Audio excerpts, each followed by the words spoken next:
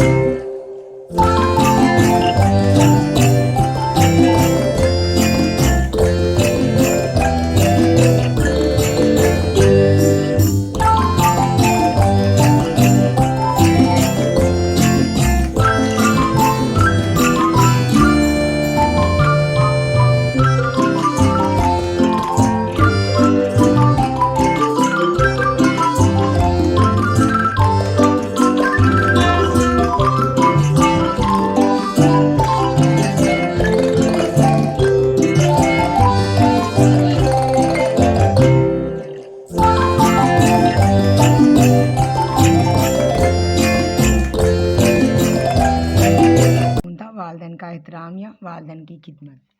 वालदैन की खिदमत इस्लाम में बहुत अहमियत रखती है। वालदैन वो हस्तियाँ हैं जो हमारी पैदाइश से लेकर जवानी तक हर वक्त हमारी परवरिश करते हैं। उनकी मोहब्बत और कुर्बानियों का कोई नेमुल बदल नहीं। हमें चाहिए कि हम उनका अदब करें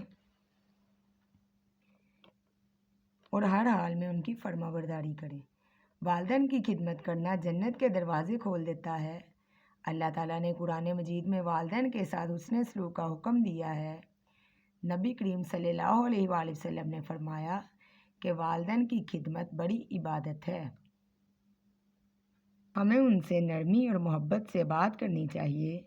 अगर वो बीमार हों तो उनकी देखभाल करनी चाहिए। वालदैन की दुआएं ज़िंदगी में कामयाबी की कुंजी हैं। उनकी नाफरमानी अल्लाह की नाराज़गी का सबब बनती हैं। हमें उनके बुढ़ापे में उनका ख़ास ख्याल रखना चाहिए। जो लोग वालदैन की खिदमत करते हैं वो दुनिया और आखिरत में कामयाब होते हैं। माँ के कदमों तले जन्नत है, इसलिए उनकी इज़्ज़त करनी चाहिए। बाप घर का साहिबान होता है, इसलिए उनका एहतराम करना लाजमी है। वालदैन के साथ हुस्न सलूक करने से दिल को सुकून मिलता है। जो वालदैन की इज़्ज़त नहीं करता वो दुनिया में भी इज़्ज़त नहीं पाता। उनके लिए रोज़ दुआ करनी चाहिए और उनकी मग़फ़िरत तलब करनी चाहिए। हमें उनके ख्वाबों और ख्वाहिशात की कदर करनी चाहिए। अपनी खुशियों में वालदैन को शामिल करना चाहिए। अगर वो नाराज़ हो जाएं तो फ़ौरन उनसे माफ़ी मांगनी चाहिए। उनके तजर्बात से सीखना चाहिए क्योंकि वो हमारी भलाई चाहते हैं। अल्लाह हमें वालदैन की खिदमत करने की तौफ़ीक अता फ़रमाए, आमीन। वालदैन की खिदमत करना ना सिर्फ़ हमारी ज़िम्मेदारी है बल्कि इससे ज़िंदगी में भी बरकत हासिल होती है। आज का हमारा मज़मून था वालदैन का एहतराम या वालदैन की खिदमत। तो अगर आपको हमारी ये वीडियो अच्छी लगी है तो प्लीज़ इसे हमारे चैनल को सब्सक्राइब ज़रूर कीजिएगा और इस वीडियो को शेयर भी कीजिएगा और लाइक भी कीजिएगा। अगर आपको किसी और टॉपिक पर कोई मज़मून लिखना है तो हमें कमेंट सेक्शन में ज़रूर बताइएगा। इंशाअल्लाह हम उस टॉपिक पे मज़मून लिखेंगे। तब तक अपना ख्याल रखिएगा। अल्लाह हाफिज़।